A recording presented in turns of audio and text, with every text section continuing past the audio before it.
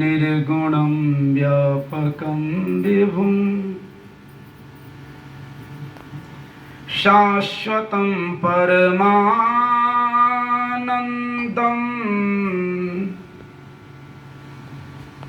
गुरुं मे नमाम्यहम्। चैतन्यं शाश्वतं शान्तं वयोमातीतं निरञ्जनं नादविन्दो कलातीतं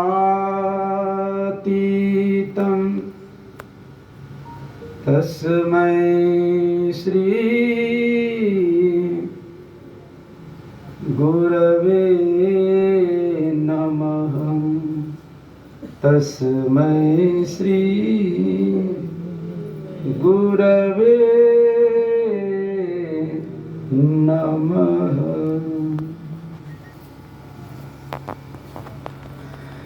संतों महापुरुषों के परम पावन पावन चरणों में कोटि कोटि नमन।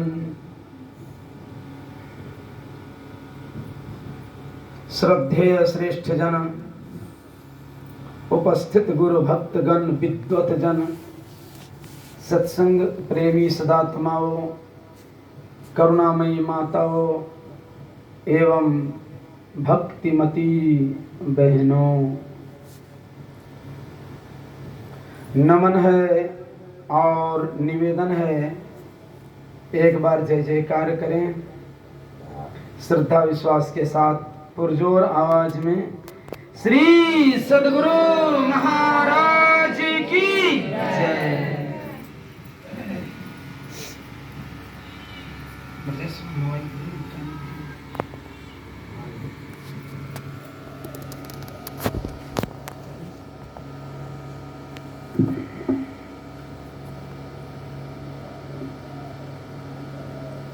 सज्जनों, आदरणीय श्री मनोज पंडित जी के प्रांगण में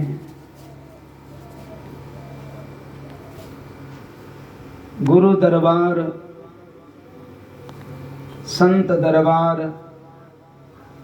सत्संग का आयोजन यह विशेष भाव से किया गया है। आदि भौतिक प्राणी पदार्थ, आदि भौतिक प्राणी पदार्थों की प्रचुरता के बीच भी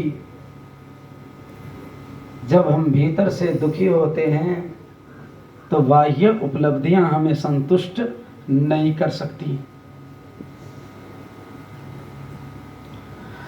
आदरणीय मनोज बाबू की अर्धांगिनी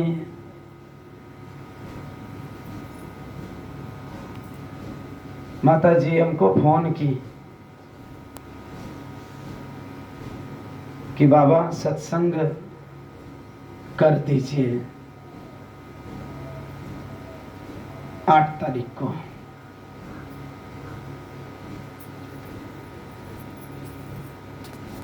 किसी भी पुण्याश्चरण अनुष्ठान के पीछे कुछ उद्देश्य होता है।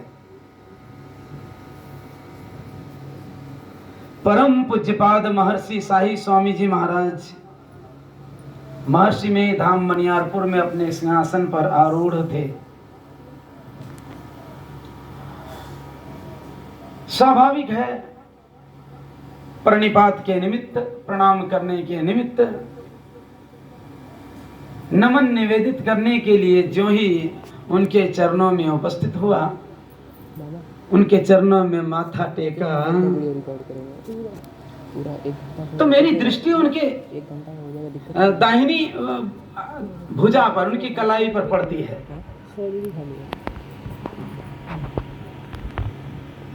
और हाथ में हम लोग बोलते हैं फोका, फफोला हो गया था, लगभग 1 इंच लंबा, ½ इंच चौड़ा, इतना बड़ा। मैं कभी सोच भी नहीं सकता था संत हैं इनको ये कष्ट का कोई कारण उभर जाए। मैं कभी सोचा नहीं था ऐसा, कि मैं सोचा था संत लोगों को बीमारी या परेशानी क्या होगी। तो मुझे रहा नहीं गया, मैं पूज्यपाद से निवेदन कर दिया कि हजूर के भी भय गए। तो पूज्य बाबा मुझसे कहते हैं कि देहम व्याधि मंदिरम, शरीर क्या है? व्याधि का मंदिर है, रोगों का घर है। अब ऐसा है, जब तक आपके अंदर में रोग प्रतिरोधात्मक क्षमता उत्सर्जित रहती है, विकसित रहती है, अपने लेवल से हाई रहती है। आज की भाषा में एक युवक ने मुझे कहा कि बाबा इसको इम्यूनिटी पावर कहिए, रोग प्रतिरोधात्मक क्षमता। तो जब तक ये क्षमता रहती है, बीमारी सर नहीं उठाती है, रोग सर नहीं उठाता। लेकिन ज्यों-ज्यों रोगों से लड़ने की क्षमता घटती है, अवस्था के ढलने से बीमारियां होती हैं। पूज्य बाबा कहते हैं शरीर तो बीमारी का घर ही है। तो मैंने कहा कि जलन नहीं होता है। पूज्य बाबा कहते हैं जलन और मुझे, बस इतना ही प्रश्नवाचक चिन्ह है। जलन और मुझे मतलब मुझे जलन हो नहीं सकता है। तो मेरी समझ में बात आई। फिर मैं पूज्य बाबा से कहा कि औषध दवाई लगा दूं? पूज्य बाबा इशारे से कह जाओ। तो मैं गया, सोफ्रामाइसिन लाके लगा दिया। ये प्रसंग सुनाने का भाव है, शरीर में अनगिनत बीमारियां हैं, उपचार करते व्यक्ति थक जाए, बीमारियां दूर नहीं होती, एक के बाद दूसरी बीमारी होती रहती है। किसी को जागृत अवस्था में बीमारी रहती है, किसी की बीमारी सुषुप्त रहती है। लेकिन गुरु कृपाकांक्षी जो होते हैं, जो ज्ञान से संपन्न हृदय होता है, सुख दुख की चोटें जीवन में आती हैं, आकर जाती हैं। चाहे सुखावह परिस्थिति हो या दुखात्मक परिस्थिति हो, दोनों एक सी रहने वाली नहीं है। जीवन क्या है? झरना है, कभी पड़ा होगा। मस्ती ही इसका पानी है, और सुख दुख के दोनों तीरों से चल रही राह मनमानी है। कहा सुख दुख की चोटें जीवन में आती हैं, आकर जाती हैं। ज्ञानी के हृदय में क्षोभ नहीं, और मूर्ख को नाच नचाती हैं। जो ज्ञान संपन्न होते हैं वो समझते हैं कि प्रारब्ध है, ये परिस्थिति बनी है, ये हमारी निजी कमाई है। वो अपने आप को भक्ति से लगाए रखते हैं, अपने इष्ट से वह उनका हृदय जुड़ा रहता है, तो क्षोभ पैदा नहीं होता है। क्योंकि विवेक संपन्न होने के उपरांत विवेकी की बुद्धि, विवेक मतलब सूक्ष्मग्राही बुद्धि, वो सूक्ष्म चिंतन कर सकता है, वो सार चिंतन कर सकता है। असार से उपरामता की स्थिति, उस स्थिति उन्हें स्वयं प्राप्त हो जाती है। लेकिन मूर्ख को नाच नचाती है, जो कभी ज्ञानाश्रयी हुआ नहीं, जो कभी ज्ञान का अवलंब नहीं लिया। ज्ञानाग्नि कहा सर्व कर्माणि, ज्ञान की अग्नि प्रज्वलित होने से तो सभी कर्म जल भुनकर नष्ट हो जाते हैं, ऐसा है। और हर एक के जीवन को छूती है ये सुख सपना। इसकी विश्वसनीयता धोखा में पड़ने का कारण है। सुख स्वप्न सदृश है, दुख को बुदबुदा कहा, सुख सपना दुख बुदबुदा दोनों है मेहमान। इसकी मेहमानी समझ लीजिए, ये दोनों मेहमान है आपके पास रहने के लिए। ये दोनों परिस्थिति नहीं आई है। सुख सपना दुख बुदबुदा दोनों है मेहमान, इनका आदर कीजिए जो भेजे भगवान। कल एक सज्जन देवघर जिला से मुझे व्हाट्सएप में कुछ लिख के भेजा। उनका प्रश्न था, क्या वास्तव में आपके पास कोई प्रमाण है कि भाग्य से समृद्धि होती है? मैंने कहा मेरे पास जो प्रमाण है मैं सुना देता हूं। शास्त्र वचन है, आयु कर्म च वित्तम च विद्या निधनमेव च पंचैतानि विविच्यन्ते जायमानस्य देहिनः। आरंभ से पूर्व आयु कर्म विद्या समृद्धि और मृत्यु यह सुनिश्चित है, इसे हम टाल नहीं सकते। और संत सुंदरदास जी महाराज ने कहा है, भाग लिखे तितने ही लहेगो। और आज की भाषा में युवा पीढ़ी कहती है कि जो भाग्य में है वो भाग के आएगा, जो भाग्य में नहीं है आके भाग जाएगा।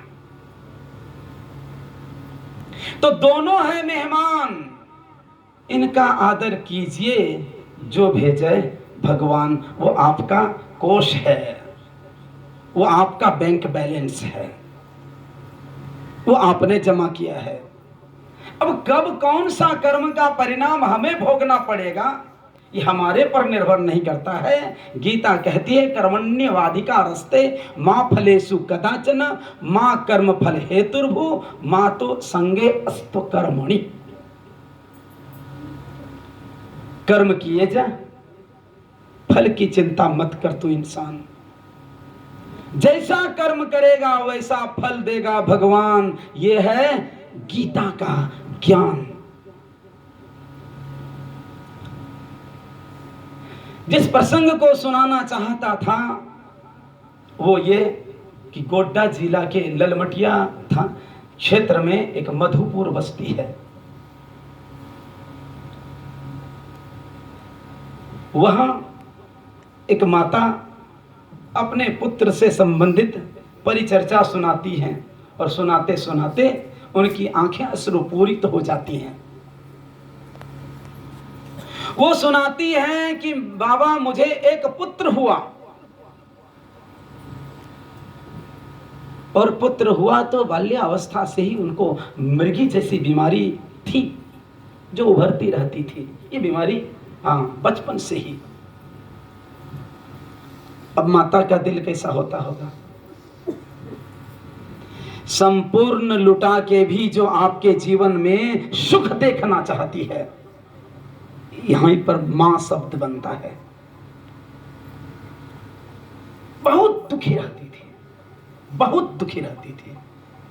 अचानक उनके यहाँ उनके पिताजी आए और ये इनके अंदर में कुछ भाव आया। वो व्यक्त करती हैं कि पिताजी, सुना है कि आपके गुरु महाराज बड़े समर्थ हैं। आप ही कहते थे कि बेटी दीक्षा ले लो। मेरे गुरु महाराज बड़े समर्थ हैं।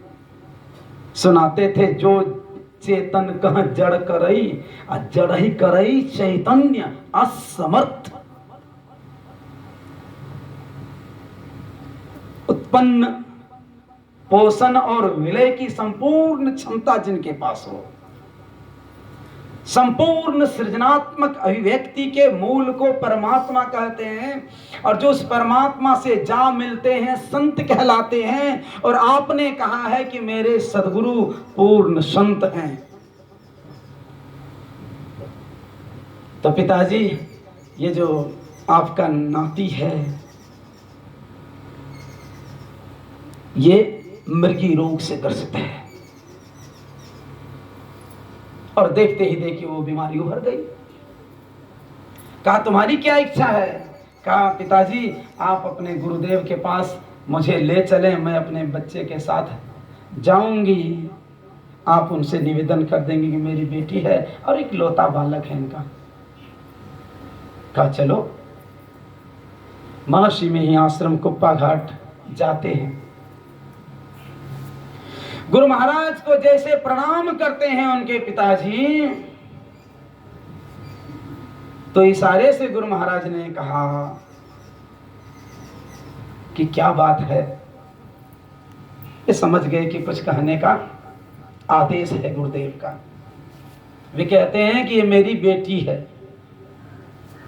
और ये जो बालक देख रहे हैं ये मेरा नाती है। गुरुदेव, आपकी कृपा हो जाती तो यह स्वस्थ जीवन जीने के लायक होता। ये मृगी रोग से ग्रसित है। 2 दिन 4 दिन में ही ये बीमारी उभरती है और ये रोती रहती है मेरी बेटी। गुरु महाराज कहते हैं इधर लो, और बच्चे को जैसे लाके सामने करते हैं, गुरु महाराज ने हाथ रखा, अपना वरद हस्त उनके माथे पर रखा और गुरुदेव कहते हैं जाओ, अब बीमारी नहीं आएगी। अब उनकी उम्र लगभग अभी 73 वर्ष की है। अभी अब तक वो बीमारी फिर से नहीं आई है। इसीलिए गुरु कृपाकांक्षी होके जीवन जी के देखिए, जो असंभव को संभव कर देते हैं आपके जीवन में। परमाराध्य श्री सद्गुरु महाराज का तो सानिध्य मुझे प्राप्त नहीं हुआ शरीर से, लेकिन उनके हृदय का सानिध्य मुझे मिला। 28 जुलाई 98 को जब सत्संग, प्रातःकालीन सत्संग के उपरांत दीक्षा हो रही थी और मुझे भी पूज्यपाद स्वामी दयानंद जी महाराज ने प्रेरित किया कि दीक्षा ले लोगे तो तभी तुम्हारे हाथ का जल पीऊंगा, नहीं तो तुम अशुद्ध हो।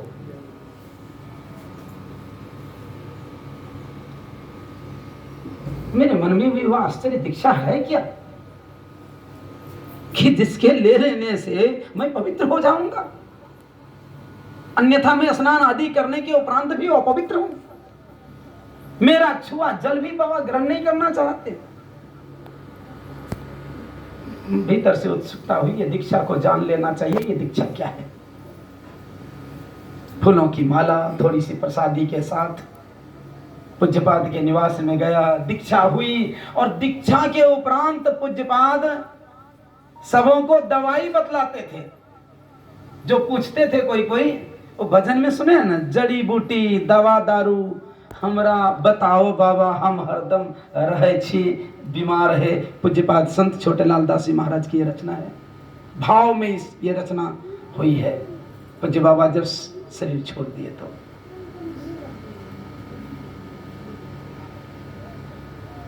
वही लोग अपनी व्यथा को सुनाते थे गुरु पूज्य बाबा को, और पूज्य बाबा सबको समाधान दे रहे थे प्रसन्न होकर। तो मेरी हिम्मत हो गई देखते देखते कि जब सबको बताते हैं, अब मैं भी दीक्षा लिया हूं, मुझे नहीं बताएंगे, ये मन में हुआ। हाफ पैंट पहना था, पूज्य बाबा के वहां गया, जब खाली जैसे हुआ, भक्त लोग बाहर हुए और प्रणाम किया तो पूज्य बाबा ने कहा क्या बात है। कहा हजूर, मेरे पेट में असह्य पीड़ा होती है।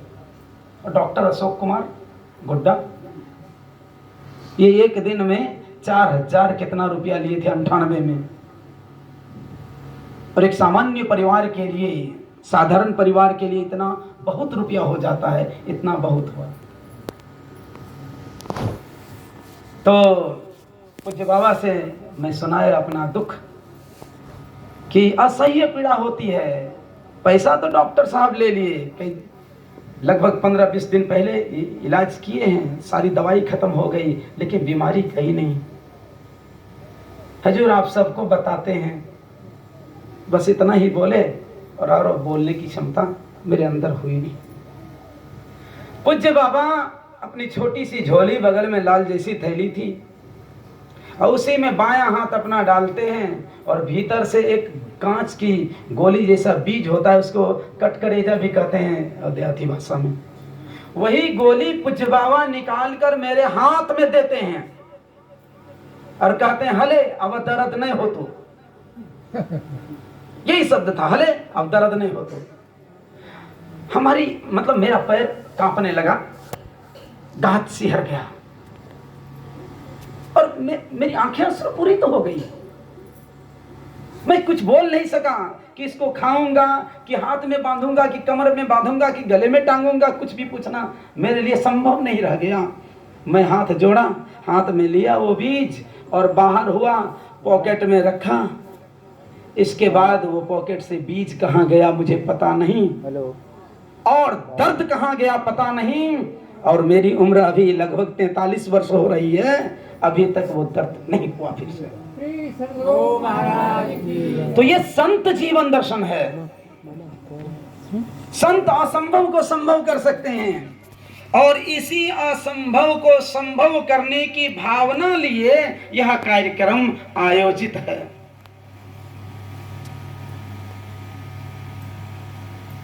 मनोवांछा है, भावना है कि गुरु की कृपा होती। निसंदेह विशुद्ध हृदय की आवाज को गुरु पूर्ण करते हैं। नैमित्तिक क्रिया होती है, जिसके निमित्त जो क्रिया की जाती है उस क्रिया का फल उन्हें प्राप्त कर उन्हें उनके जीवन को सुखावह करता है, उनका जीवन सुखावह हो जाता है, परिस्थितियां टलती हैं। जिस यज्ञ को भगवान भोलेनाथ ने कहा कि सबसे बड़ा महत्व फलप्रद है, गीता कहती है श्रेयान द्रव्यमया यज्ञात् ज्ञान यज्ञ परम तपः सर्व कर्माखिलम पार्थ ज्ञाने परिसमाप्यते। द्रव्यमय यज्ञ लोग लाखों कर ले करते हैं ना, द्रव्यमय यज्ञ, वो तिल घी जौ आदि की आहुति दी जाती है, मंत्रोच्चारण करके स्वाहा, लाखों लाख खर्च कर दिए जाते हैं। लेकिन मंत्रोच्चारण करने वाले की खैनी तक नहीं छूटती है, तो श्रोताओं की कैसे छूट सकती है। कई जगह देखा, बड़ा बड़ा यज्ञ कर लिया, जो मुख्य जजमान है खैनी खा ही रहा है, अभक्ष का भक्षण कर रहा है, अपेय का पान कर रहा है, मांस मत्स्य आदि का भक्षण कर रहा है, नशीली चीजों का सेवन कर रहा है, बहुत बड़ा ढिढोरा पीट दिया। इसीलिए संतवानी में है, सत्संग योग में लिखे हैं, गुरुदेव संकलित किए हैं कि जो बाह्य प्रदर्शन के निमित्त भक्तियों का अनुसरण करते हैं, वे भक्तियां सार्थक सिद्ध नहीं होती। ढोके ढाले कोड़ीले पूजा अहंकार होए मोने मोने, ये बंगला में है, सत्संग योग में लिखा हुआ है। ये प्रदर्शन संयुक्त भक्ति का परिणाम क्या हो रहा है। आज जिन जिन भक्तियों का हम अनुसरण कर रहे हैं, बड़ी श्रद्धा से देवी देवताओं की उपासना लोग करते हैं, और सब पूजा के उपरांत सारा पुण्य नष्ट करने तक दम नहीं लेते हैं। सात्विक से सात्विक पूजा करने के उपरांत ऐसे संगीत बजाए जाते हैं समाज में, ऐसे नृत्य किए जाते हैं जो असभ्य समाज के सृजन और निर्माण का कारण है। जहां एक सभ्य समाज का सर झुक जाता है। इसीलिए संत मत का उपदेश है कि लोगों, तुम संतुष्ट होना चाहते हो, तुम्हारा रहना कहां होता है, तुम्हारा कल्याण किस पथ पर चलकर सुनिश्चित होगा, ये गुरु वाक्य से समझो, इस संत वचन से समझो। संत मत की अटूट अव्याहत और अविच्छिन्न परंपरा को समझो कि जिस परंपरा से जुड़ने के बाद एक ऐसा संबंध स्थापित होता है जो अटूट हो, जो शरीर छूटने के उपरांत भी संबंध डिस्कनेक्ट नहीं होता है, टूटता नहीं है, विच्छेद नहीं होता, वो गुरु का संबंध है। यही है संत परंपरा। अभी सुन रहे थे हम लोग प्रतिपाद्य विषय में, श्रुति सिद्धांत यह उर्गारी, राम भजिय सब काज विसारी। वेद का सिद्धांत है, श्रुति सिद्धांत, वेद का सिद्धांत है कि परमात्मा का भजन करो आदि भौतिक स्मृति से उपराम होकर, जागतिक ख्यालातों से अपने आप को थोड़ा अलग कर, संसार की स्मृति से परिपूर्ण चित्त आपके भजन में विक्षेप उत्पन्न करता है। इसीलिए इसकी विस्मृति के बाद ही अवासनत्वात् सततम यदा न मनुते मन अमनस्ता तदो देती परमोपशम प्रदा।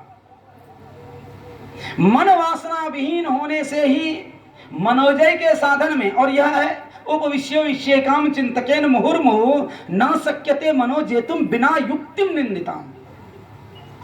बिना सदयुक्ति के कोई भी साधन में, ईश्वर भक्ति में, आत्मदर्शन में, परमात्म दर्शन में सफलता प्राप्त नहीं कर सकता। इसीलिए संत सद्गुरु का ब्रह्म ज्ञान तो चाहिए ही, जो मनोजय के साधन को मूलभूत रूप से बताते हैं, क्योंकि नाम रूपात्मक जगत है। पानी को पार करने के लिए जैसे हम पानी का ही सहारा लेते हैं, आगे के पानी को पकड़ते हैं और पीछे ढकेलते हैं, तो हम आगे स्वयं बढ़ते हैं और हमें किनारा मिल जाता है। तो नाम रूपात्मक जगत से पार होने के लिए आपको, सिमटने के लिए आपको नाम और रूप का ही सहारा लेना पड़ेगा। तो नाम तो अनंत है, जो भी है तो परमात्मा का नाम है, जो भी रूप है तो परमात्मा का है। गुरु जो बता देवे एक नाम का जप आप कीजिए मनोयोग पूर्वक। जपात सिद्धि की परिचर्चा है, जप करने से सिद्धि मिलती है। और आदरणीय मास्टर साहब तो आपको सुना दिए, एकदम ढंग से सुना दिए कि कोई युवा हो ये बहाना नहीं कर सकता है, हमें फुर्सत नहीं कहकर ये मौका मत गमाओ तुम, जहां सत्संग होता है वहां पर नित्य जाओ तुम। हमें फुर्सत नहीं है यह कहकर मौका मत गमाओ। अभी पढ़ने लिखने का समय है, स्टूडेंट्स लाइफ, विद्यार्थी जीवन है। इसमें दीक्षा लेने से कैसे भक्ति भजन करेंगे, हमारी पढ़ाई का क्या होगा। जिस पढ़ाई के पढ़ने के बाद आपसे माता पिता की सेवा न हो सके, जिस पढ़ाई के पढ़ने के बाद आप इन चार स्तंभ को समझ नहीं पाए, तो ऐसी पढ़ाई से क्या मतलब। मातृदेवो भव भारतीय संस्कृति के चार मूल स्तंभ में है ये। मातृदेवो भव, पितृदेवो भव, अतिथि देवो भव। और जो ये तो संसार की सुख सुविधा मात्र है, इससे आवागमन मिटने वाला नहीं है। इससे जन्म मरण के दुख से हम पार नहीं हो सकते। इसीलिए आपको चौथे स्तंभ की ओर अपने आप को केंद्रित करना ही होगा, वह है आचार्य देवो भव। गुरु के हाथ में जीवन की बागडोर को सौंपना होगा, संत सद्गुरु के हाथ में जीवन की बागडोर को सौंपना ही होगा। गुरु जो अंधकार से प्रकाश में जाने का मार्ग बताते हैं, तमसो मां ज्योतिर्गमय, इस महावाक्य को जीवन में आत्मसात करने के लिए, सार्थक करने के लिए, उतार लेने के लिए आपको इस कार्य में जो सिद्धि प्रदायक सहायक हों गुरु हैं। तो नाम जप करने से सिद्धि मिल जाती है। और इसमें चाहे मातृवर्ग हो या पितृवर्ग हो, पुरुष वर्ग हो या स्त्री वर्ग हो, दोनों। बौंसी प्रखंड में एक माता जी, एक बहन जी कह सकता हूं, गुरु महाराज का ज्ञान सीखी और दीक्षक इतना ढंग से उनको समझा दिए कि बेटी चलते फिरते उठते बैठते नाम जप को छोड़ना मत।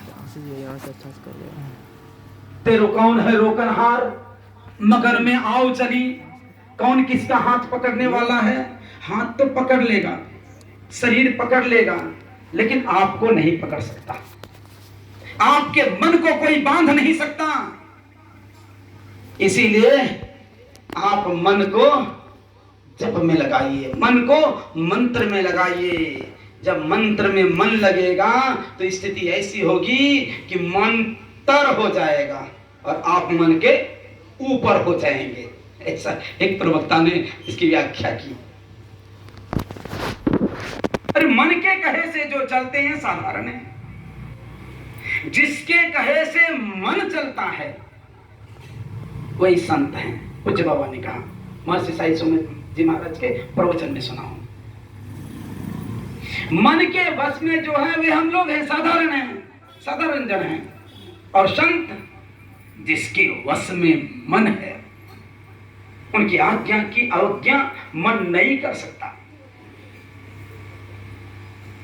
तो वो माता, वो बहन दीक्षाली और चलते फिरते उठते बैठते एकदम जैसे कही, हर कार्यों के संपादन में, आदि भौतिक कार्य क्रियाकलाप के संपादन के समय भी क्या करती थी? वही अति पावन गुरु मंत्र मन ही मन चाप जपो। गुरु मंत्र जिससे श्रेष्ठ मंत्र नहीं हो सकता, गुरु शब्द जिससे श्रेष्ठ विश्व के शब्दकोश में शब्द नहीं है। मंत्र परम लघु जासु बस, विधि हरिहर सुर सर्व, महामत गजराज को बस करी अंकुश खरो। मनोमत गजेंद्रस्य विश्वोद्यानचारी न नियामन समर्थो यम निनादो निष्ठांकुश। ये वर्णन है शास्त्र में ऐसा। तो जो मनोयोग पूर्वक जप करते हैं, जनाबाई कोई बहुत, देखिए उनका जीवन कैसा है। गुरु ने कह दिया, बेटी ये जो मंत्र दे रहा हूं ना, तुम हर क्षण जप करना। तो गोबर शानना कहते इधर मिलाना गोईठे के लिए। तो गोबर को गोईठे के लायक बना रही है तो जप कर रही है। हे विठ्ठल, हे विठ्ठल। आश्चर्य हुआ कि जब घुस गया गोईठे में, बगल वाली उनकी सखी जो उनसे जलती थी, थोड़ा ईर्ष्या का भाव था, थोड़ा घृणा का भाव था। तो कैसी हो, गुमसुम रहती हो, ना बोलती हो, ना चलती हो। अरे तू, कुछ तो ऐसे भी लोग होते हैं कि सत्संगी बन गए, ध्यान भजन कर रहे हैं, पवित्र आचरण से रह रहे हैं, सदाचार का पालन कर रहे हैं, तो लोगों को खराब लग रहा है। अरे तू कैसा आदमी है, मांस मछली नहीं खाते हो, तुम आदमी हो कि क्या हो, इतनी कंजूसी भली नहीं, तुम शराब भी नहीं पीते हो, अरे खैनी में भी खर्च नहीं कर सकते हो, ये कंजूसी की सीमा है क्या? भले तुम उदार बने रहो और अपने जीवन को, अपने वंश को, अपने खानदान को बर्बाद करते रहो भैया, लेकिन भक्तों को परेशान मत किया करो। वो भक्तिन जो अपने में रहती थी मगन, तो बगल वाली उनके 4-5 गोईठे को अपने ढेर में मिला लेती है। और ये बहुत बार प्रसंग सुनते होंगे, और हमारे आदरणीय मास्टर साहब तो घंटों घंटों बोलने वाले प्रवक्ता हैं, ठीक है, उद्भट प्रवक्ता हैं ये। तो सहज देखिए कैसा होता है, जप का प्रवेश कैसा होता है। और ठीक उसी समय एक महापुरुष संत कबीर साहब उनसे मिलने आते हैं, ऐसा वर्णन है। और जो लीला होती है उन्हीं से पूछते हैं बाबा कबीर साहब, वो जना भाई एक भक्ति नहीं इधर कहाँ को रहती है, थोड़ा उनका पता बता दो। पूछौलिया कि किधर रहती है। कहा किस जना बाई की बात करते हैं? कहा वो एक है, बहुत अच्छी है, अच्छी है, यही है जो झगड़ा लड़ रही है, गोईठे के लिए मुझसे विवाद कर रही है, मेरे गोईठे को ये कहती है कि मेरा गोईठा है। अरे भली भक्ति, तुम भी कैसी हो, तुम्हारे दर्शन के लिए इतने दूर चलकर मैं आया हूं और तुम गोईठे के लिए लड़ने वाली भक्तिन में से हो। मुझे पता होता तो, लेकिन रहस्य का उद्भेदन करना है। कहा कैसे तुम सिद्ध कर सकती हो कि तुम्हारा गोईठा यही ली है? अब कहती हैं कि बाबा मैं संत सदगुरु की शिष्या हूं, उनके उपदेश को मैं स्वीकार की हूं, अपने आचरण में उतारने के लिए संकल्पित हूं। मैं चलते फिरते उठते बैठते हर क्षण जप करती हूं। और अगर मेरा गोईठा इसमें मिला नहीं है तो मैं इसको सिद्ध इस तरह से करती हूं कि मैं नाम जप करके अपने इष्ट देव का इष्ट मंत्र का स्मरण करके गोईठा बनाई हूं। जो मेरा गोईठा होगा आप सुन सकते हैं, उसमें जरूर मेरे भगवान कुछ कह देंगे। और बारी बारी से गोईठे को कान में सटाया गया। गोईठे से जप ध्वनित हो रहा है, हे विठ्ठल, हे विठ्ठल।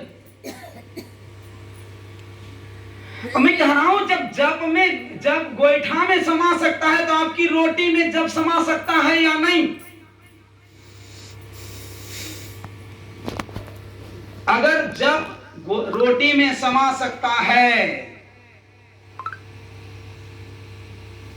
तो अगर मन में अन्य विचारों को दोहरा रहे हैं और रोटी बेल रहे हैं तो रोटी में वो विडंबना भी प्रवेश कर जाएगी। फिर साधारण और सत्संगी में अंतर क्या रह जाएगा? आप जप करके भोजन बनाइए।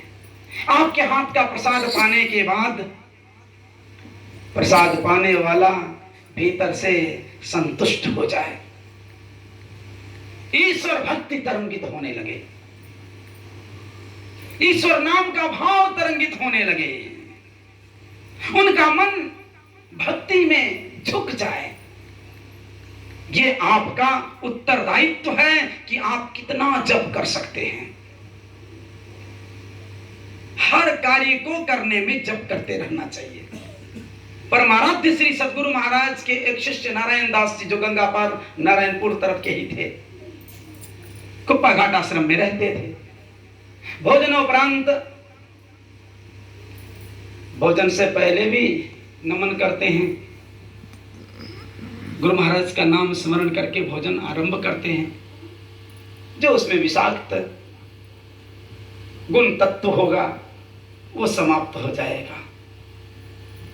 गुरु का दिया हुआ प्रसाद मानकर अगर भोजन पाते हैं आप, वो प्रसाद है, जप में मन लगेगा। इसीलिए त्वदीयम वस्तु सद्गुरु तुभ्यमेव समर्प्ये। भोजनोपरांत सभी शिष्य गुरु महाराज को प्रणाम करने जाते थे। वो एक दिन ऐसा हुआ कि नारायण दास जी 10 मिनट के बाद गए तो गुरु महाराज कड़क के पूछते हैं, कहां गया था?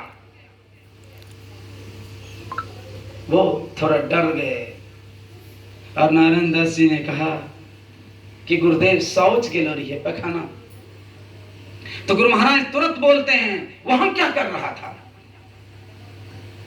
कोई साधारण लीला तो नहीं है, वो गुरु साक्षात पार ब्रह्म परम पुरुष की आरसी साधुन ही की देह लखा जो चाहे अलग को इन्हीं में लखी ले। जिसके जीवन में कहा जाता है यह उपनिषद वाक्य सार्थक हो चुका है, विद्यते हृदय ग्रंथि छिद्यन्ते सर्व संशया छियन्ते चास्य कर्माणि तस्मिन् दृष्टि परावरे। जिनकी दृष्टि सूक्ष्म से सूक्ष्म सूक्ष्माति सूक्ष्म पर ब्रह्म को देखने में समर्थ होती है, ईश्वरीय सामर्थ्यों से उनका जीवन ओत प्रोत होता है, मतलब तद्रूप हो जाते हैं। और ऐसे संत की लीला करनी धरनी रहनी गहनी हर हरकत में राज। पूज्य बाबा महर्षि साई स्वामी जी महाराज को एक चांदी का कोई सिक्का चढ़ा दिया, उनके एक शिष्य ने ले लिया। गुरु महाराज पूज्य बाबा थोड़ी देर देखे और रखे माथा तर में, और मैं देखा कौन लिया, नाम नहीं बताऊंगा, ले लिया। और पूज्य बाबा लघु शंका से आए और जोर से बिगड़ी, कौन लिया है वो सिक्का? आश्चर्य है, लोग मतलब कई कई सिक्का, सोने की थाल, वो चांदी की थाल, चांदी का गिलास चढ़ाते मैं देखा, इसमें कोई आकर्षण नहीं, उस सिक्के में क्या आकर्षण है? पूज्य बाबा पूरा डांटने लगे, कौन लिया है वो सिक्का? तो चुपके से आया, दे दिया। पूज्य बाबा कहते हैं, जानते हो इसमें क्या है? पूज्य बाबा घंटों उस सिक्के को उल्टा उल्टा कर देखते रहे, हर हरकत में राज। कहा गुरु महाराज सहज भाव में एक बार बोल दिए थे, अश्वत्थामा मुक्तो भव। ये सहज नहीं है, ये साधारण नहीं है, ये लौकिक कृत्य नहीं है, ये दिव्य और अलौकिक कृत्य है। दिव्याति दिव्य हैं उनकी लीला है ये। तो गुरु महाराज ने जो कहा कि पैखाना में, वो कहा पैखाना में थे, शौचालय में थे, कहा वहां क्या कर रहा था? सब चुप हो गए, स्तब्ध हैं, कोई कुछ बोल नहीं पा रहे हैं। तब गुरु महाराज प्रसन्न चित्त से कहते हैं कि पैखाना पेशाब करते समय भी मृत्यु आ जाती है, वहां भी शरीर छूटता है, इसीलिए उस समय भी जप करते रहना चाहिए। समझ रहे हैं? कई लोग कई तरह की परिस्थिति में जप ध्यान छोड़ देते हैं। पोता का जन्म हुआ है, सब काम होगा, छूतक है तो भोजन नहीं करते क्या? नहीं करते 6 दिन तक भोजन करते हैं, 6 दिन उपवास रहते हैं लोग, मामा सब काम होता है, ध्यान करते ही नहीं, बाबा छूतक है। स्तुति विनती करते हैं, बाबा छूतक है। विचित्र है, यह स्तुति प्रार्थना ध्यान सत्संग आत्मकल्याण के भावों में ये छूतक कब से लगने लगा? किसी की मृत्यु हो जाती है, सब काम ठीक ठाक, ध्यान छूट गया। मतलब खुशी का समय हुआ तो ध्यान सत्संग छूट गया, और दुख का समय हुआ तो ध्यान सत्संग छूट गया। अरे मूल को आपने, मूल में जहां भूल हुई सारी गड़बड़ी पैदा हो जाएगी। इसलिए उस समय भी जप करते रहना चाहिए, हर परिस्थिति में जप करना चाहिए। जपात सिद्धि, जप से सिद्धि होती है। जो चाहेंगे वो हो जाएगा, जैसी इच्छा होगी वाक सिद्धि जैसा होगा। जो बोल देंगे, इसीलिए संत मत की परंपरा में जो जुड़े हैं उनको पहले बता दिया जाता है कि जो भी अंतर में देखेंगे सुनेंगे उसका प्रदर्शन नहीं होना चाहिए। आशीर्वाद और श्राप ये दोनों वर्जित है। किसी को श्राप भी मत दीजिए, अहित हो जाएगा, और किसी को आशीर्वाद देने से आपका अहित होगा। तो जप का प्रकरण है, जप करते रहना चाहिए। जो जप करते हैं वो एक नाम का जप, गुरु ने जो बताया है। जो जप करते हैं, संत महात्मा लोग कहते हैं जैसे 4 बेटे हैं आपके, चारों बाहर रहता है, जिनकी स्मृति होती है, जिनका स्मरण होता है, जिनको आप अपने ख्याल में लाते हैं, उनकी सूरत आपके सामने जैसी हो जाती है। ठीक उसी तरह से जप संबंधी रूप का ध्यान करना, ये मानस ध्यान है। वेद में इसको मानस योग के अंदर में रखा मन संयुक्त योग। ये 2 प्रक्रिया, मानस जप और मानस ध्यान। अरे गुरु की मूर्ति हृदय बसाए, जो इच्छा सोई फल पाए। जिनके हृदय मंदिर के देवता गुरु होंगे, उनकी अपवित्र मांग कभी हो नहीं सकती है। हाँ, बिल्कुल नहीं होगी, क्योंकि उनकी बुद्धि बहुत सूक्ष्म हो चुकी होती है, बहुत सारग्राही हो चुकी होती है। तो मानस जप और मानस ध्यान, नाम जप और रूप ध्यान, इसका सहारा लेकर हम योग्यता प्राप्त करते हैं दृष्टि योग करने की। हम दृष्टिधारों को गुरु इंगित स्थान पर केंद्रित कर सके, इसके लिए मानस जप और मानस ध्यान है। पूज्य बाबा ने कहा, नाम जप ध्यान कर मन को मोड़ो। नाम जप एक प्रकार का स्पीड ब्रेकर है, गति अवरोधक है, पथ में जो उछाल होते हैं। आप जप करते हैं तो मन रुक जाता है, लेकिन वो संसाराभिमुख है, संसार ही उसका लक्ष्य है, संसार को पाने की कामना है, संसार की ओर भागना चाहता है। तो मानस ध्यान कीजिए, क्या होगा? मन मुड़ जाएगा, लेकिन मन मुड़ने के बाद भी मन उसी जगह खड़ा है।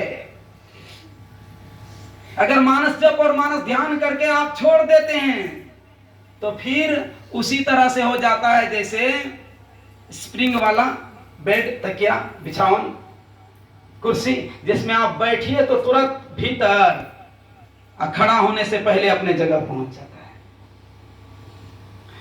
तो मानस जप और मानस ध्यान के बाद जो मनोजय का सर्वश्रेष्ठ साधन है, जहां मन मरता है, जिसमें मन को लगाने से ऐसा सुख मिलता है, ऐसे सुख की अनुभूति होती है जो संसार प्रपंचों में विचरण करके मन को प्राप्त नहीं होता है। इसीलिए उस जगह का नाम है सुख मना।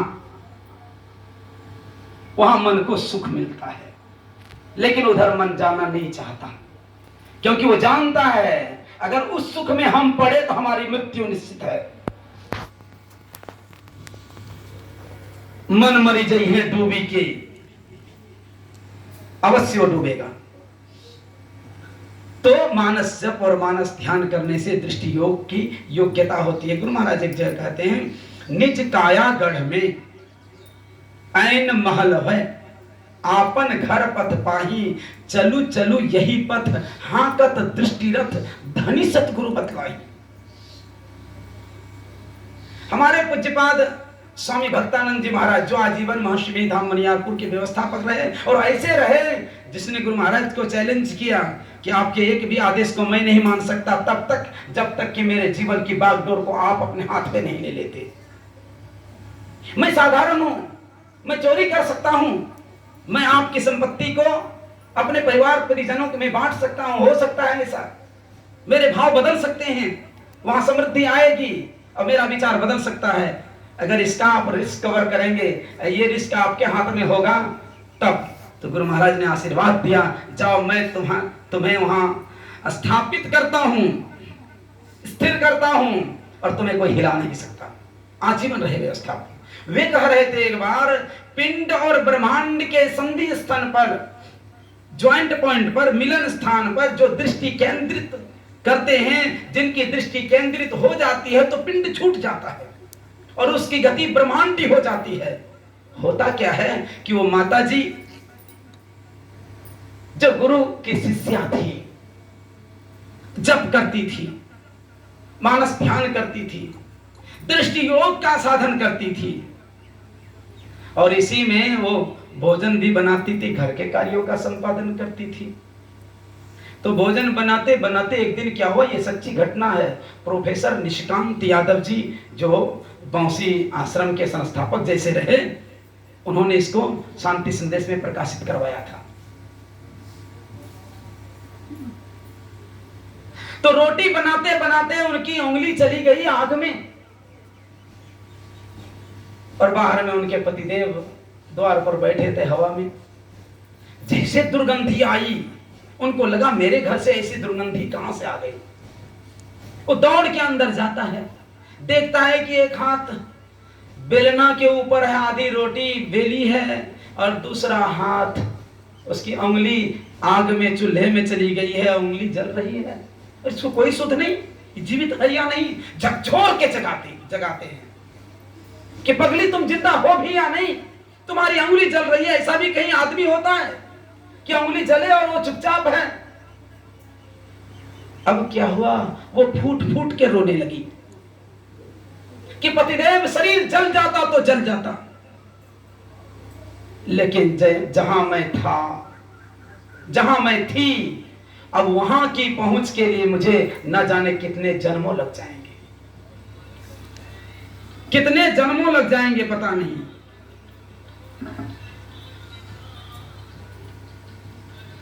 मतलब कहने का, उनकी दृष्टि सुषमना में केंद्रित हो गई थी।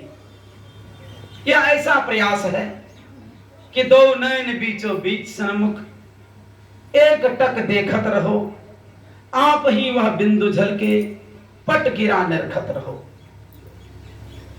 ये बैठ के करते हैं लोग, आराम से करते हैं लोग।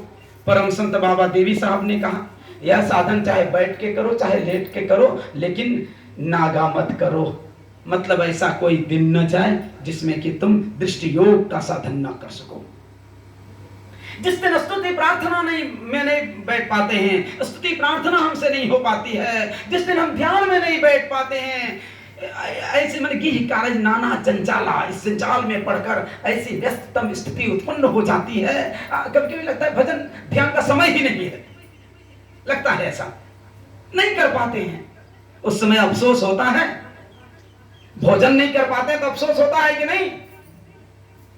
भीतर वाला सिस्टम बोलता है कि नहीं जल्दी भोजन करो। तो भक्ति पक्ष कितना मजबूत है आपका, कि आपका भक्ति पक्ष वाला जो सिस्टम है वो आपको यह अलाउ नहीं करता है, यह कह नहीं पाता है कि भाई तुम ध्यान नहीं कर सका तो गुरु महाराज से क्षमा भी मांगा क्या? गुरु चरणों में हाथ जोड़कर आपने प्रार्थना की कि गुरुदेव कौन से जन्म का पाप का कौन सा संस्कार, पापों के संस्कार जन्मों के मेरे कौन से संस्कार उभर गए जिस पाप के परिणाम स्वरूप, उस संस्कार के परिणाम स्वरूप आपके चरणों में हाजिरी तक नहीं लगा पाए। अफसोस होता है? नहीं। पूछिए अपने भीतर से। स्वामी विवेकानंद ने कहा शिष्यत्व की सिद्धि के ये लक्षण हैं क्या? कि अपने भीतर से पूछो, तुम्हारे भीतर जो मंदिर है, शरीर जो मंदिर कहा गया है, उस हृदय मंदिर के उसमें कौन सी मूर्ति बिठा रखे हो? कितनी मूर्तियां हैं उसमें? कितने देवी देवता को स्थापित कर रखे हो? कितने प्रियजन उसमें स्थापित हैं? कितना बैंक बैलेंस का वो क्या कहते हैं फिक्स डिपॉजिट और सब कौन कौन पेपर भर रखे हो? कौन कौन से साधन को, कौन कौन से संसार के कचरे को तुम भर रखे हो? पूछो, भीतर से पूछो को हम मैं कौन हूं? और जिसमें आपका भीतर जैसे पूछेंगे तो आपको तुरंत भीतर से जवाब मिलेगा, मैं फलाना के पिताजी हूं, अमुक घर का मालिक हूं, उनके पति हूं, उनकी पत्नी हूं, उनके दादा हूं, उनकी दादी हूं, क्या क्या ना जाने। जिस समय आपके अंदर से इस प्रश्न का जवाब मिल जाए कि मैं कौन हूं, भीतर से सिर्फ एक जवाब मिल जाए, शिष्यो अहम द्वितीयो नास्ति, मैं सिर्फ और सिर्फ शिष्य हूं, दूसरा कुछ नहीं हूं। गुरु कृपा ही केवलम शिष्यस्य परम मंगलम, गुरु की कृपा ही शिष्य के परम मंगल का कारण है। गुरु महाराज लिखते हैं महर्षि पदावली में, सदगुरु कृपा ही प्राप्त हो। और प्राप्त क्या रहे? स्वामी विवेकानंद जी महाराज ने ठाकुर से कहा, ठाकुर आप भगवान को देखे हैं क्या?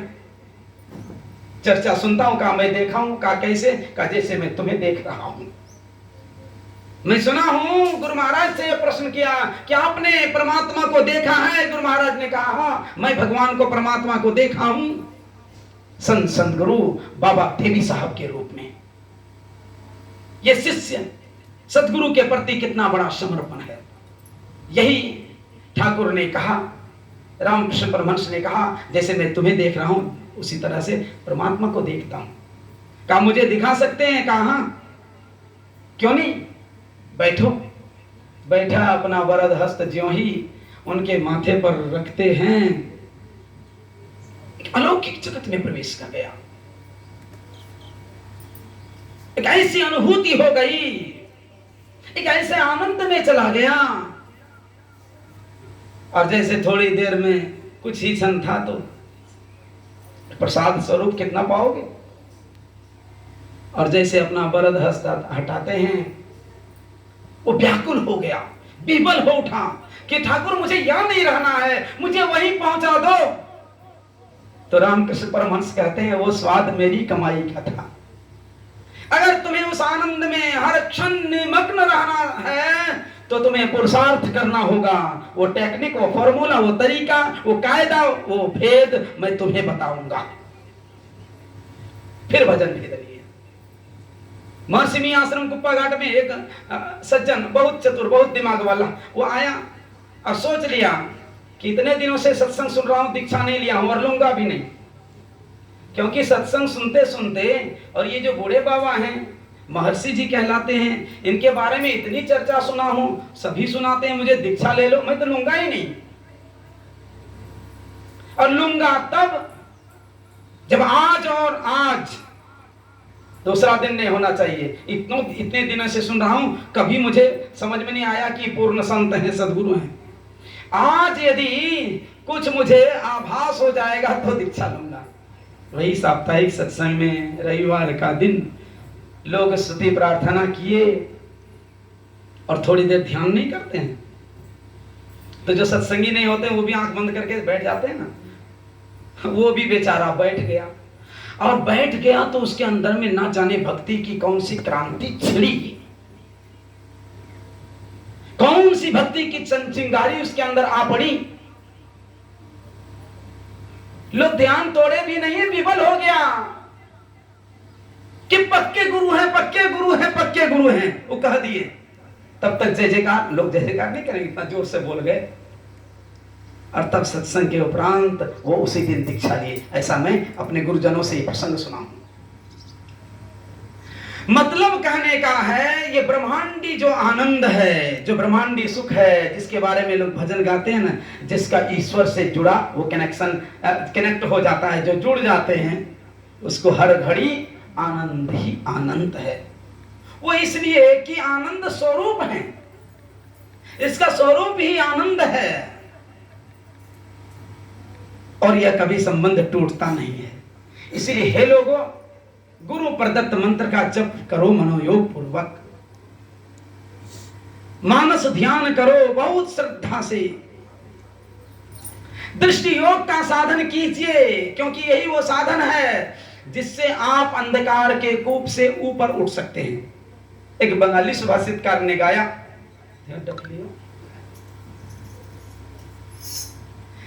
গিয়েছিলাম ভোরের বাজারে, ছয়জন চোর চুরি করে বাঁধলো আমারে, চুরি করে খালাস পেল তারা, চুরি করে খালাস পেল তারা, আমায় হলো জেলখানা, গুরু আমায় উপায় বলো না, গুরু আমায় উপায় বলো না, गुरु हमें उपाय बोलो ना। तो जब तक आपका रहना इस जगह हो रहा है जहां अभी रह रहे हैं वर्तमान में, वो अच्छी जगह है या नहीं, पूज्य बाबा महर्षि साई स्वामी जी महाराज ने बताया लोगों को। वे कहा करते थे, जहां रहो वहां जगह की पहले परख कर लो। यह प्रसंग उस समय सुनाते थे जब लाक्षागृह को प्रस्थान करने वाले थे पांचों भाई पांडव, और उनके चाचा श्री विदुर ने ये सिस्टम बताया था। कुछ इसी जगह पूज्य बाबा कहा करते थे, रहने की जगह की परख कर लेनी चाहिए। तो साधनात्मक संत मत कहता है, जहां तुम रह रहे हो वो रहने की जगह है कि नहीं, इसकी परख कर लेनी चाहिए। कहां रहते हो आप, शरीर के भीतर या बाहर? अगर शरीर के बाहर कहोगे, संत महात्मा लोग कहते हैं, जैसे आप कहेंगे कि शरीर के बाहर मैं रहता हूं, तो शरीर के बाहर हुए कि गए, समझे? जीवन भर तो आपको कंधा देने वाला, सहायता करने वाला कोई नहीं मिला। दुनिया की ये रीत है कि जीवन भर आपको नीचे गिराने में लगा रह गया, और जब आपकी यात्रा पूर्ण हुई, जीवन संपन्न हुआ, समाप्त हुआ, लाखों लोग, हजारों लोग आपको कांधा देने के लिए आगे बढ़ जाएंगे। हाँ, सैकड़ों लोग आ जाएंगे कि हम कांधा देंगे ऊपर उठाने के लिए। अरे भाई, वो उठेगा क्या, वो तो चला गया। तो शरीर के बाहर जब होते हैं मर जाते हैं, शरीर के भीतर होते हैं तो जीवित हैं, सचेष्ट है, सारी इंद्रियां क्रियाशील हैं, संपूर्ण शरीर अंग प्रत्यंग में हम हैं, उससे जुड़े हुए हैं। चींटी चढ़ती है पैर में, पता चल जाता है कि नहीं, तो हम वहां भी हैं उपस्थित, हमारा कनेक्शन वहां से भी है। तो शरीर के भीतर रहते हैं, यह सुनिश्चित हो गया। अब शरीर के भीतर कहां रहते हैं, यह जगह देखनी होगी आपको। शरीर के बाहर देखने के लिए आंखों को खोलकर देखते हैं। शरीर के बाहर देखने के लिए आंखों को खोल के देखते हैं। अब शरीर के भीतर आप रहते हैं, तो रहने की जगह अगर देखनी है आपको, तो आंखों को बंद कर लीजिए। किसी से कुछ पूछने की जरूरत नहीं है, कोई सखी सहेली से पूछने की जरूरत नहीं है। यह भी आवश्यकता नहीं है कि आप अपने मित्र इष्टों से आप पूछेंगे कि क्या हालचाल है हमारा, ये पूछने की जरूरत नहीं है, ये आप स्वयं जान जाएंगे। आंखों को बंद करके देखिए, रहने की जगह है कि नहीं। रात होती है तो भय हो जाता है, यहां तो रोशनी की व्यवस्था है, वहां कोई व्यवस्था नहीं नजर आती। आंखों को बंद करके देखते हैं कि सिर्फ और सिर्फ अंधकार है। उसी अंधकार में आप हैं जहां छह विकार रूप डकैत, चोर, लुटेरा है। वो दुर्धर्ष योद्धा है, आपको पराजित कर देगा, आपकी समृद्धि को, आपकी आत्मिक समृद्धि को लूट लेगा। आप कुछ नहीं कर सकते, आपकी कोई नहीं कुछ भी नहीं चलेगी, आप विवश होंगे। यही कहा गिए छिलम भोवेर बाजारे छोए जमचो चूड़ी कोरे बांध लो हमारे। आपकी आत्मिक समृद्धि का ह्रास हो गया, आपका स्वास्थ्य खत्म हो गया, आपकी आयु खत्म हो गई, आप मृत्यु के मुख में चले गए। तो संत महात्मा लोग कहते हैं कि हे लोगों, यहां रहने की जगह नहीं है। आंखों को बंद करके देखते हैं, अंधकार है, कोई पसंद करते हैं? संत लोग समझाते हैं, महात्मा लोग समझाते हैं कि घर में बहुत प्रकार के कुर्सी टेबल, बहुत सुंदर सुंदर सोफा सेट व्यवस्था आप किए हैं। घर में अंधकार है, आप बाहर से आए और वही जो सुख का साधन आपने एकत्रित किया था, संग्रहित किया था, उसी से आपको ठोकर लगती है, चोट लगती है, आप व्यथित होते हैं, दुखित होते हैं, आपको वेदना होती है, दर्द आपको होता है, आप टेंशन में आते हैं। कारण क्या है? क्या वो सुख के लिए जो एकत्रित साधन है वही है दुख का कारण?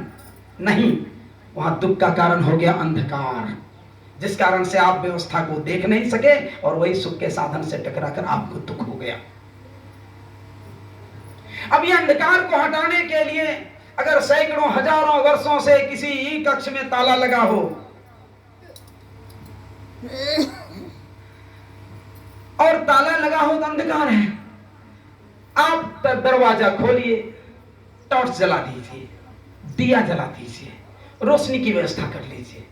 अंधकार कहेगा कि मैं हजारों वर्ष से रहता हूं, भाग नहीं सकता, नहीं भागूंगा? बिल्कुल नहीं। क्षण मात्र में अंधकार कहां चला जाएगा पता नहीं। तो आप जहां रहते हैं इसमें प्रकाश की व्यवस्था होनी चाहिए कि नहीं? अब इसमें प्रकाश की व्यवस्था कैसे होगी? रहने लायक नहीं है जगह। बाबा कबीर साहब ने कहा, जग के रास्ते मत चल प्यारे, ठग या पार घनेरे हैं, इस नगरी के बीच मुसाफिर अक्सर मारे जाते हैं। माया ठगनी बड़ी ठगी यह जात है, इससे बचाना कोई लगी दिन रात है। कोड़ी नाही संग करोड़िन जोड़ी के, गए हैं राजा रंग लगोटी छोड़ी के। कुछ जब लेके जाओगे नहीं, अपने आप को उस उन्नत स्थिति में, उन्नत दशा में पहुंचा लो। इसकी व्यवस्था करो, रोशनी की व्यवस्था करो, प्रकाश की व्यवस्था करो। कैसे व्यवस्था होगी? उदाहरण देते हैं संत लोग। जिस तरह से शीत उष्ण तार को, नेगेटिव पॉजिटिव, इस सकारात्मक नकारात्मक एक जैसा शब्द सुना कि ऐसा भी है।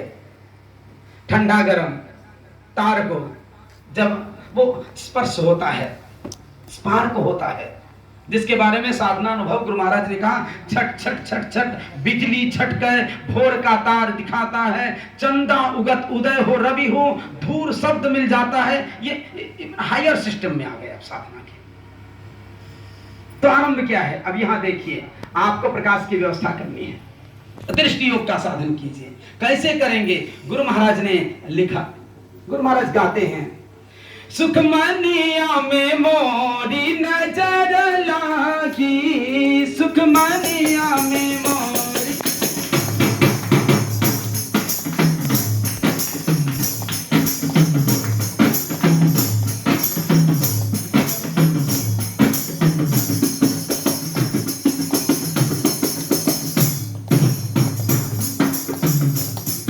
नजर लागी हो, नजर लागी, नजर लागी हो, नजर लागी, सुखमनिया में मोरी नजर लागी, सुखमनिया में मोरी न। कैसे लगी? अगल बगल कहूं दृष्टि ना डोले,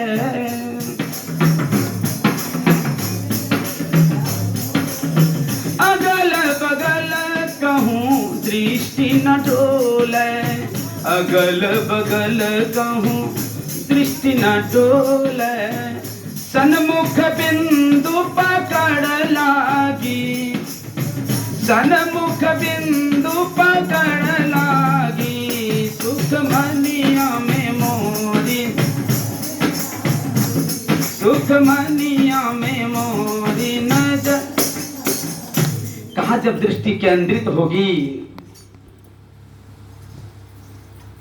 तो बिंदु का अभ्युदय होगा, दृष्टि केंद्रित होगी, प्रकाश का चिन्ह मिलेगा, प्रकाश की प्राप्ति होगी। संतवाणी में है कि बिंदु की पकड़ जैसे होती है तो वहीं पर झीना झीना शब्द सुनाई पड़ने लगता है, आवाज होने लगती है, क्योंकि संत पलटू साहब ने लिखा बिंदु में तहन नाद बोले, वो मस्ती वो आनंद पित्वा ब्रह्मरस जोगिनो भूत्वा उन्मत्त इंद्रोपि रंकोद्भास्य अन्य सह कहवाता। औरों का कहना कि आज इस स्थिति को प्राप्त करने के बाद जहां पर अमृत का स्वाद मिलता है, जिसको चख लेने के उपरांत इंद्र को भी भिखारी की तरह देखती है, जिनकी दृष्टि ऐसे समर्थ जो होते हैं, औरों का कहना क्या मतलब वो आनंद भयाजी हरि रस पी मतवारा, 8 पहर झूमत ही बीते डारी दियो सद्भारा। तो जो दृष्टि योग का साधन करते हैं, संत महात्मा लोग कहते हैं इस साधन में परिपक्व हुआ भक्त का पिंड छूट जाता है,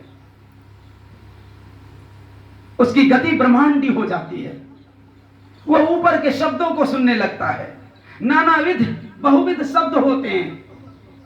गुरु महाराज एक जी लिखते हैं घंट शंख ना नगारा मुरली ना बीन तारा, कहीं कहीं लिखा है ऐसा संतवाणी में हाहुत लाहुत ये मलकुत जबरुत और बहुत तरह के शब्द हैं, ऐसा वर्णन है। मतलब कहने का नानाविध शब्द होते हैं, बहुत तरह के शब्द होते हैं, उन शब्दों में नहीं उलझकर शिष्य को अपना लक्ष्य निर्धारित करना चाहिए। वह सार शब्द की पकड़, सार शब्द की पकड़ के निमित्त ही भक्ति के इतने प्रकरण हैं, मानस जप, मानस ध्यान, दृष्टि योग का साधन, ये आपकी यात्रा सुखद हो, आपके अंदर तक पहुंच जाएं, आप अपने लक्ष्य को प्राप्त कर लें। इसी के लिए आपको तो कुछ तो साधन अपनाना पड़ेगा, आपको दिल्ली जाने वाली गाड़ी में बैठने के लिए यहां से आपको स्टेशन की यात्रा तो करनी होगी, और जब आप दिल्ली जाने वाली गाड़ी में बैठ जाएंगे तो आपको गाड़ी के अंदर दौड़ लगाने की जरूरत नहीं होगी, आप वहां बैठेंगे और गाड़ी आपको पहुंचाएगी।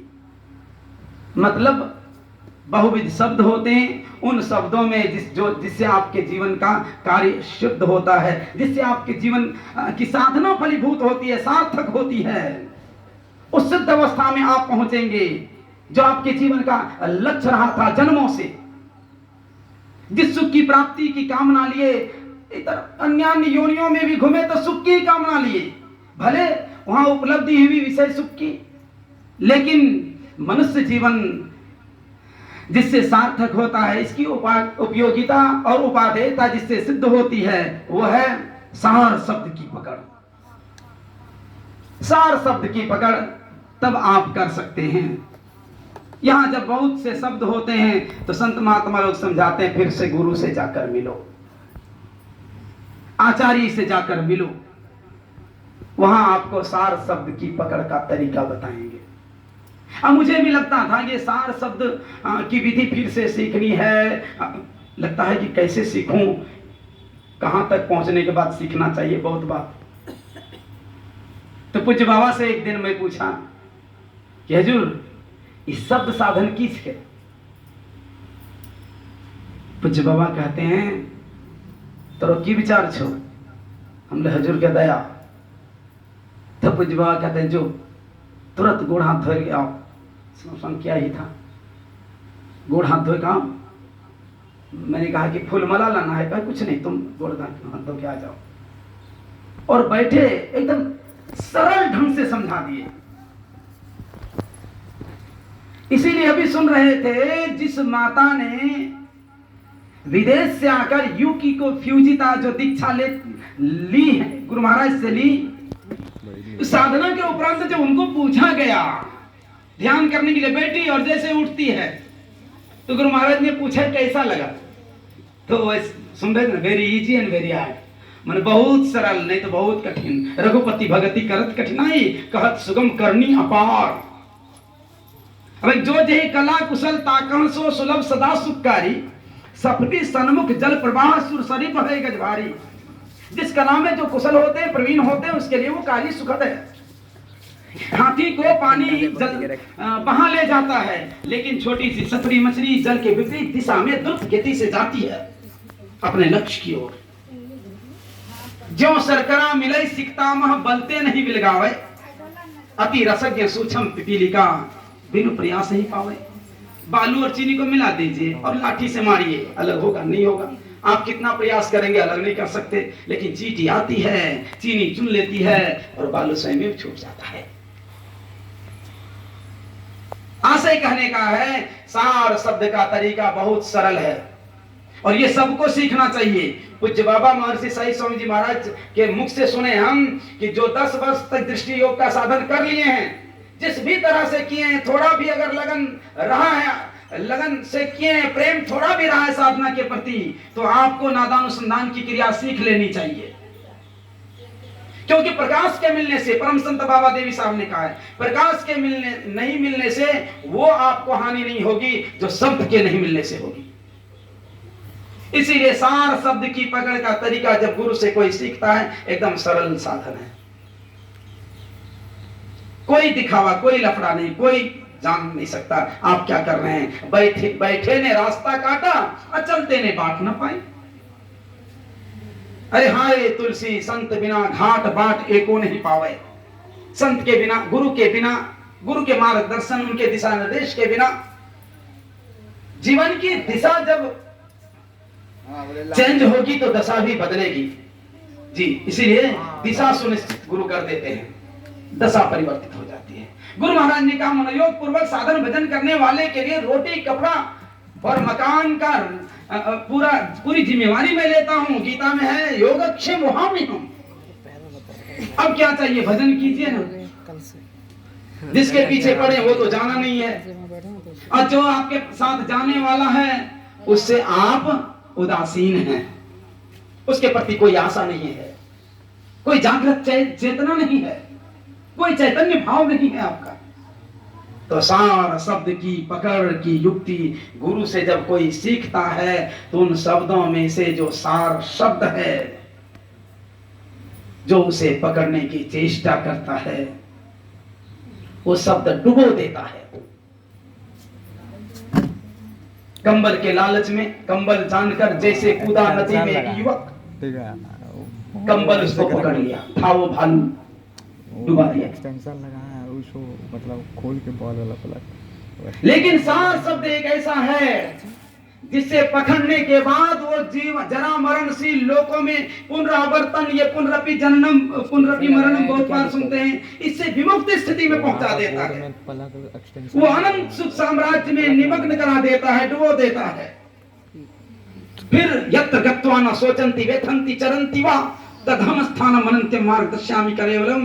गीता कहती है, यत्र गत्वा न निवर्तन्ते तद्धाम परमम मम न तद्भासयते सूर्यो न शशांको न पावक मामोपेत्ति तु कौन्तेय पुनर्जन्मना विद्यते।